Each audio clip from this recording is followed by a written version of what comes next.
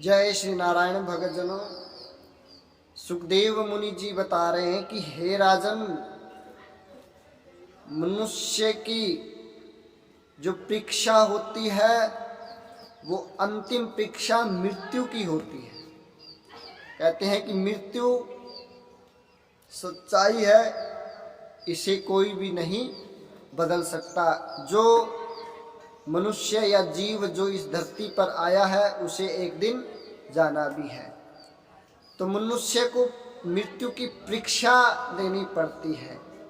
कहते हैं कि शरीर नाशवान है, जो हमेशा जिसका नाश होता रहता है।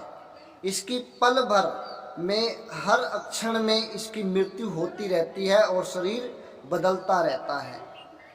जो अपने क्षण भर को, प्रतिपल को, एक एक पल को जो सुधारता है, जो अपनी प्रतिपल की मृत्यु को सुधारता है, वो अंत समय की परीक्षा में, मृत्यु की परीक्षा में वह सफल हो जाता है और उससे कोई जिंदगी में पाप नहीं होता। और जो भगवान के प्रति क्षण भगवान का स्मरण करता हुआ भगवान का नाम लेता है और मृत्यु को हमेशा अपने नज़दीक समझता है और यह समझता है कि शरीर नाशवान है और यह एक दिन नष्ट हो जाएगा और प्रत्येक क्षण यह नष्ट होता भी रहता है, इसमें कोई दो राय नहीं है।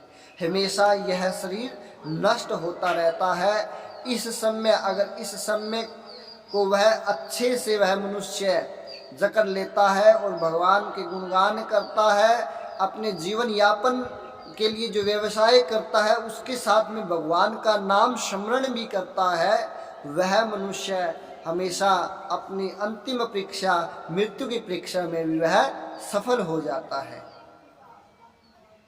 जो कहते हैं कि जो इंसान जिस कार्य में लगा हुआ है उस कार्य को न भूल करके, वह भूलता नहीं है उस कार्य को, और भगवान को जो भूल जाता है तो हमेशा उसके जहन में वही बातें चलती रहती है और अंत समय में वह उन्हीं बातों को याद कर करके मृत्यु को पा जाता है और भगवान का नाम अंत समय में उसके मुख पर नहीं आता। तो इसलिए कहते हैं कि हे भक्तजनों, जो मनुष्य काम करते हुए भी, अपना व्यवसाय करते हुए भी भगवान को हमेशा याद रखता है, वह भवसागर तैर जाता है। जो इंसान प्रत्येक क्षण मृत्यु को समीप समझता है और प्रत्येक क्षण इस शरीर को नष्ट समझता है, उससे कभी जीवन के अंदर पाप नहीं होते। अगर जीव ईश्वर को कहता है कि मैं तुम्हारा हूँ, मैं तुम्हारा होकर के रह जाऊंगा और जो हमारा जो संबंध है उसे परिपूर्ण मान लीजिए, तो वह परिपूर्ण संबंध नहीं है। अगर ईश्वर जीव से कहता है कि तू मेरा है, तो वह वाक्य और वह जीवन, वह संपूर्ण जीवन भगवान को अर्पण हो जाता है, जीव के कहने से नहीं होता। अगर परमात्मा कहता है कि हाँ तू मेरा है और तुम्हें मैं स्वीकार करता हूँ, तो हमारा जीवन सार्थक बन जाता है। तो इस प्रकार हमेशा भगवान को याद रखना चाहिए, भगवान के प्रति हमारी निष्ठा होनी चाहिए।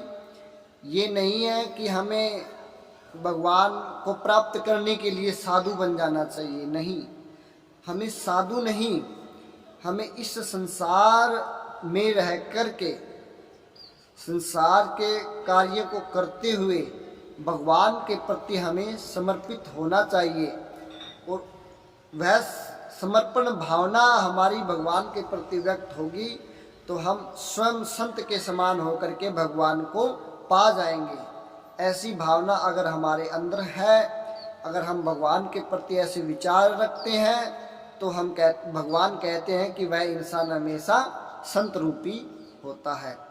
अगर भगवान के प्रति हमारे विचार है ही नहीं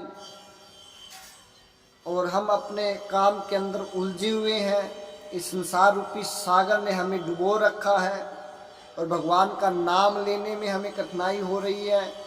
हम उसको कभी याद ही नहीं करते, हमेशा माया के पीछे लगे रहते हैं। अगर माया के पीछे नहीं लगे रहेंगे तो निंद्रा हमें डुबो देगी, आलस हमें डुबो देगा, ये बातें हमें डुबो देगी।